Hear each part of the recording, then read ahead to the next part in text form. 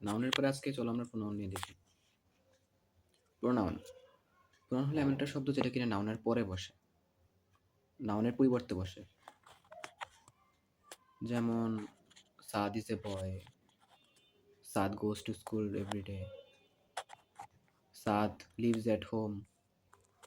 এখানে প্রত্যেকটা সাদ শুনতে অনেকের বিরক্ত লাগতে পারে, কিন্তু আমরা এখানে যদি হি বসাই, সাদের পরিবর্তে সাদের প্রোনাউন ফর্ম হি বসাই, তাহলে বাক্যটা শুনতে আরেকটু শ্রুতিমধুর হয়ে যায়।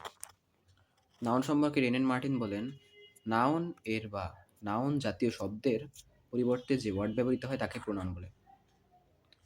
প্রোনাউন এটার মূলত 9টা প্রকার আছে। প্রথম প্রকার পার্সোনাল প্রোনাউন।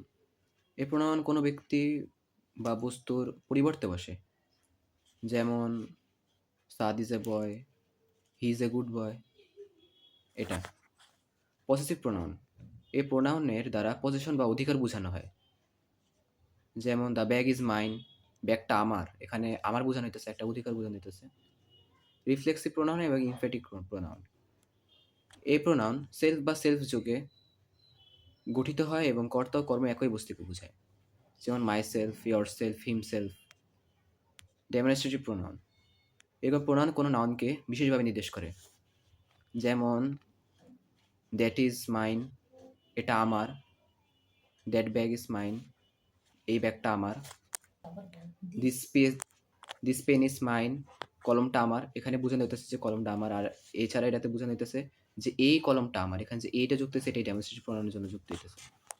5 নম্বর হলো ইনডিফিনিট প্রোনাউন।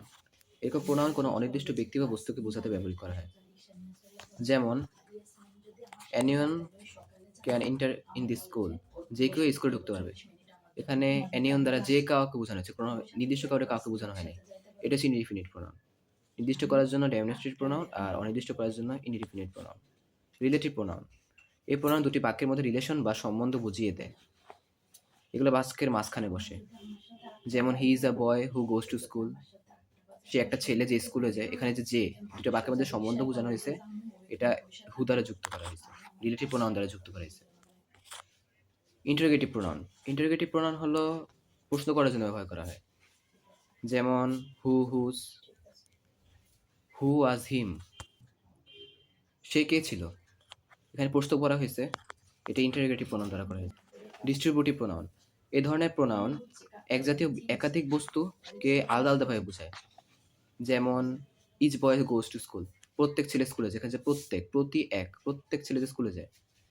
এখানে ইচ দ্বারা প্রত্যেক ছেলেকে বোঝানো হয়েছে, মানে একটা জাতীয় সবার মধ্যে প্রত্যেককে আলাদা আলাদাভাবে বুঝাইছে।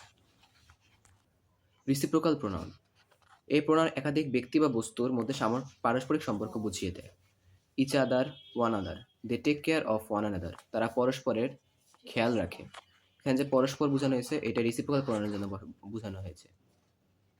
ঠিক আছে বন্ধুরা, আজকে প্রোনাউনের এখানে শেষ। Thank you.